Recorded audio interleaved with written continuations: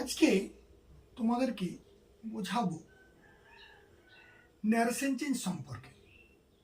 আচ্ছা, narration change বলতে আসলে কি? ন্যারেশন বলতে আমরা বলি স্পিচ। স্পিচকে আমরা মূলত দুইটি ভাগে ভাগ করতে পারি। কি কি? ডাইরেক্ট স্পিচ, ইনডাইরেক্ট স্পিচ, অর্থাৎ প্রত্যক্ষ উক্তি এবং পরোক্ষ উক্তি। এখন প্রশ্ন হলো, এই ডাইরেক্ট স্পিচ কি আর ইনডাইরেক্ট স্পিচ কি? ডাইরেক্ট স্পিচ বাংলায় তো আমরা বুঝলাম প্রত্যক্ষ উক্তি। এখন এই প্রত্যক্ষ উক্তি কি?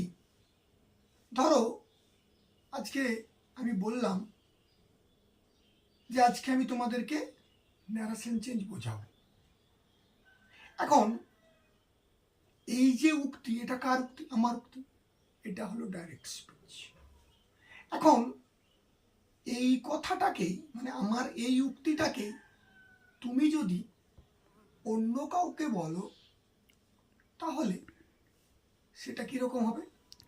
যে স্যার বলল যে উনি নাকি আজকে আমাদের ন্যারেশন চেঞ্জ শেখাবেন। এটা হলো পরোক্ষ উক্তি বা ইনডাইরেক্ট স্পিচ। তো এই উক্তি পরিবর্তন করতে গেলে, অর্থাৎ ডাইরেক্ট টু ইনডাইরেক্ট, প্রত্যক্ষ থেকে পরোক্ষ উক্তিতে পরিবর্তন করতে হলে যেই জিনিসগুলোকে আমাদেরকে সবার প্রথম মাথার মধ্যে রাখতে হবে, সেটা হলো কি? সেন্টেন্স সম্পর্কে কনসেপ্ট,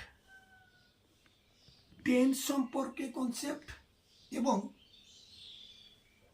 অ্যাডভার্ব গুলোর যে পরিবর্তন হয় সেগুলো সম্পর্কে ধারণা। আশা করি বোঝা গেছে যেটা বললাম। একটা উদাহরণের মাধ্যমে তোমাদেরকে আরো বিষয়টাকে বুঝিয়ে দিচ্ছি। এরপর আসি একটা উদাহরণে, বা আরো যদি ডিটেলসে বোঝানো যায় তাহলে তোমরা দেখতে পাবে যে যে স্পিচের দুটো অংশ, একটা হচ্ছে ডাইরেক্ট আর একটা হলো ইনডাইরেক্ট। ডাইরেক্ট স্পিচ বলতে আমরা প্রত্যক্ষ উক্তি, আর ইনডাইরেক্ট স্পিচ বলতে আমরা বুঝি পরোক্ষ উক্তি। এখন মাথার মধ্যে দেখো, ডাইরেক্ট স্পিচের আবার দুটো অংশ রয়েছে, একটা হচ্ছে রিপোর্টিং ভার্ব আর একটা হচ্ছে রিপোর্টেড স্পিচ।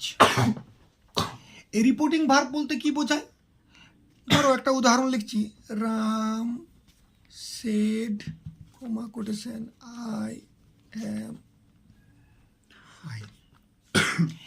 এই যে ইনভাইটেড কমার বাইরে যে ক্রিয়াপদটা রয়েছে, এটাকে আমরা বলি রিপোর্টিং ভার্ব। আর কোটেশনের মধ্যে যে অংশটা রয়েছে এটাকে আমরা বলি রিপোর্টেড স্পিচ।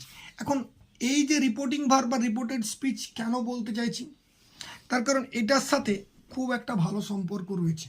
অর্থাৎ এই রিপোর্টিং ভার্ব যদি প্রেজেন্ট বা ফিউচার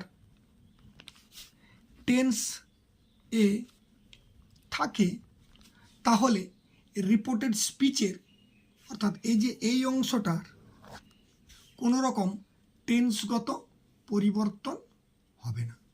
টেন্সগত পরিবর্তন মানে কি?